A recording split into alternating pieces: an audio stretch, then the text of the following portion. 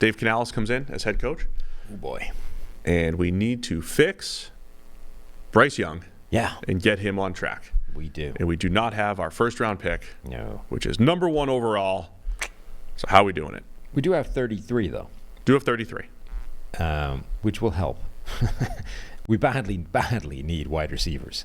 That's the biggest thing. Now, the offensive line was also kind of garbage, but I would say wide receiver is the acute need, and then we can try and help the offensive line along the way and hopefully offset it with some scheme. Do you think a Mike Evans would go to Carolina, the familiarity with Dave Canales, or is Evans at this point in his career just not interested in the reclamation project? I mean, I think money talks. If the Bucs let him get that far and Carolina is willing to go to a place that Tampa isn't in terms of money, I don't see I don't think Mike Evans would be morally against playing in Carolina for the last couple of years of his career if it got that far. But I don't know that it gets that far. Thought he was going to be a Buck for life. Yeah. Still could be. And he still could be. But if they're not willing to go to where he believes he's valued, and Carolina is, I mean, these things happen in the NFL. It's a business. I mean, those are the types of extreme moves. We've done a lot of discussion on this over the last couple months. Every time we talk high-end receivers, it's like, all right, Bryce Young needs somebody. Just to rehash just a little bit of the history, Tua did not look great for his first 2 years. And then he got Tyreek Hill plus Mike McDaniel, and all of a sudden puts up legit numbers. Jalen Hurts was pretty good his first year plus 4 starts. Gets A.J. Brown, they go to the Super Bowl. I mean, this has been a consistent trend. We mentioned Will Levis in his few starts. Nuke Hopkins was a complete difference maker for Will Levis. Any other examples just off the top of your head? I don't know, but this is just, I mean, Joe Burrow, you could say. Yeah, Joe Burrow absolutely had one of the worst deep balls in the NFL as a rookie, but by year 2, one of the best, just by adding Jamar Chase to the mix. So these are trends. When you have the rookie contract quarterback, go get alpha receiver if you can. The problem now, though, is the Panthers don't have a pick at the top, and the only one who might actually hit the market is Mike Evans. T. Higgins probably gets franchise tagged, but you're doing everything you can for either Higgins or Evans at this point if you're the Panthers, right? Yeah, or trying to manufacture another trade that nobody's thinking about and just throwing stuff at the wall and seeing if you can make it happen. But yeah, they desperately need an impact guy or just a massive overall upgrade in the receiving room. If we can't get it done by one guy, then let's bring in 3 or 4 that we think can upgrade each one of our spots. Because, Adam Thielen, I think, was surprisingly solid last year. But he was their number 1 guy and their best guy by a mile. And when that's the case, you have problems. But DJ Chark is hitting the free agent market. Terrace Marshall did nothing. Jonathan Mingo, their rookie last season, did nothing and looked concerning. You can't rely on any of those guys. So that's 3 spots you could upgrade by bringing in any 3 receivers effectively and try to improve the position. The Dave Canales factor will be interesting. He did wonders. He worked wonders with Baker Mayfield last season. Early in the year, every time they got to third down, there was an open guy for Baker to hit. His third down numbers were insane. His grade wasn't necessarily insane. Dave Canales was just dialing a guy up every time they got to third down. What he can do with Bryce Young is going to be a huge part of all this. It's the situation last year, both in terms of the offensive line and receivers, was terrible. Make no mistake about that. But it was also very clear to see how much of the problem Bryce Young was, because as soon as Andy Dalton came in, it looked okay. Yep. Right? It worked. It wasn't good, but it functioned, right? And, Andy Dalton's been in the NFL for more than a decade. He's an established, smart, veteran quarterback who knows how to make things work even when they're not good. But it showed you how far off the pace Bryce Young was as a rookie. So a big question is going to be, how much can Dave Canales on his own move Bryce Young in the right direction, and then how much can we do to help him with the personnel upgrades? Yeah, if you want to be encouraged as a Panthers fan, the A/B analysis of the 2022 and 23 Bucs. In 2022, Brady's last year, Byron Leftwich calling plays. They couldn't run the ball whatsoever, historically bad. That kind of carried over into 23, but the second half of the year was much better. From a pass game perspective, you've got Brady back there who, obviously knows how to read defenses and everything. They just didn't have open receivers over and over again. They had talented receivers, Mike Evans and Chris Godwin, Godwin was battling injury, whatever. But they weren't scheming anything open. And almost immediately you could see that from Canales, right? The third down stuff that you mentioned, they would get Baker out on the move, bootleg a little bit, some play action.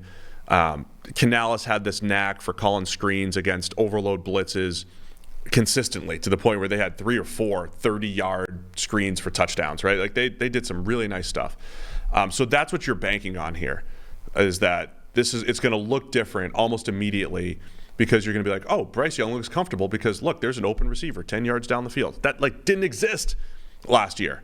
And make no mistake, Bryce Young wasn't good, right? Like, his rookie season reminded me of a couple of... It was terrible. Blaine Gabbert was the worst rookie quarterback season I think I've ever seen. For a guy that started almost the whole season pretty consistently, and it was... I'm not trying to pick on Blaine. I'm just trying to describe it. It was so bad that, like, when he stepped up in the pocket and hit one dig route, it was like, look, progress. And there was like 3 of those plays all year. That's what it felt like watching Bryce Young last year. The other one that reminded me of was Jared Goff. Was that first season where personnel was bad, and he was bad, and scheme was bad. It was all bad. But it was only for like 5 or 6 games with Goff. Right. But if he made one good throw, it's like, all right, maybe this is it. Like that was Bryce Young's season last year, where there was 2 good games, and each game had like 1 or 2 plays where it said, okay, there's a little bit of promise there. But the majority of it was poor. Goff has come out of it, right? He came out of that, and he came out of it the next year with McVay and actually similar personnel where everything looked different. So that's what you're kind of hoping for if you're Carolina. Yeah, it's almost impossible to pick out any signs of encouragement from Bryce Young's rookie season. He was bad across the board. As you said, even anything that you would say was like a sign of encouragement, if you compared that to like anybody else, would be seen as pathetic. Like his green shoots were like, hey, look, he threw for more than 87 yards this week. It was awful. The only kind of optimism is other good quarterbacks have had rookie years like that in the past and come out of it. Jared Goff being one. Matthew Stafford had one of the worst rookie seasons anybody's ever seen, and he came out of it. It was terrible, particularly in PFF grade terms. He was awful. I think his grade is actually worse than Bryce Young's last year. And I remember Stafford's stats in grade being bad. I don't remember like feeling. Oh, you almost like feel bad for the quarterbacks who looked overwhelmed. I don't think Stafford ever looked like that, no matter what the grade says, I guess. But I'd go back and rewatch some Stafford rookie ball. See how it did. You do that. The point being, he came out of it as well. He did. So the only optimistic outlook for Bryce Young is that people have come out of things that bad before. It's not that there's any indication that that's going to happen. And in fact, most quarterbacks that play that badly right away don't. Right. So if you were looking at this and you're saying, after year 1, what do we think of Bryce Young? You can't be more encouraged. Like at the minimum, you're saying, okay, it doesn't look like he's a guy right now. So Carolina's desperately hoping that with Canales coming in and with an upgraded receiver and an upgrade on the offensive line, we can fix Bryce Young. But there's probably a greater chance than not that doesn't work, and they just missed.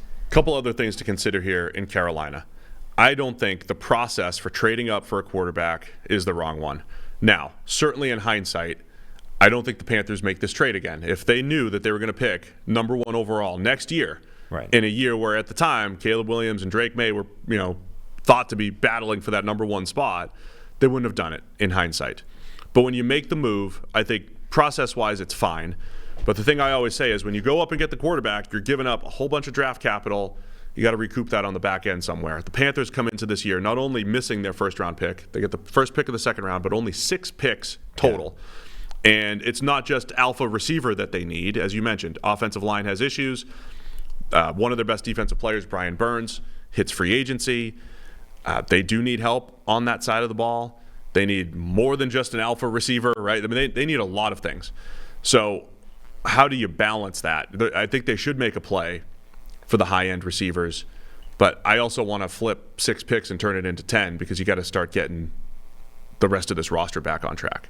As far as defensive players, J.C. Horn and Derek Brown probably both due for extensions. And so I would lock those guys up, probably let Burns walk, and then just start adding pieces in the draft. And it's another multi-year operation here. Okay, let's start adding some players to them then. I would sign. So I would let Brian Burns walk. You've done that dance enough. He's not fixing anything on defense. Again, I feel similar to the Panthers the way I do about the Titans. Forget defense this year. I don't care about it. Like, we'll deal with that down the road. We need to fix offense because nothing matters if Bryce Young isn't the guy. At the moment, he looks more like he's not the guy than if he is. So let's focus 100% on offense. The over the cap, by the way, has updated the numbers since the news. 4 teams are now over or under the cap that were over it an hour ago. Nice. So that's good. That's good work. They were good now. I would sign Dalton Schultz. I think you could get Dalton Schultz to come in and be a pretty useful upgrade in your tight end room. He made Bryce Young. He made C.J. Stroud last year. Made Stroud. Made him. Yeah, yes. So you can have a safety net as well in Dalton Schultz. So we talked earlier about how inadequate Calvin Ridley is for the Jacksonville Jaguars as a number 1 guy. I don't need him to be a number 1 guy. He's just a massive upgrade in terms of route running, separation, getting open. I want to add Calvin Ridley to this offense.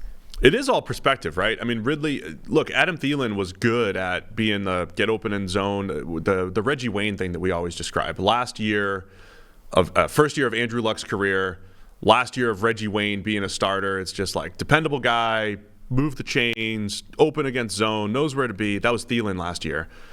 Ridley and DJ Chark was not that. He was the opposite. So Ridley is an upgrade over DJ Chark.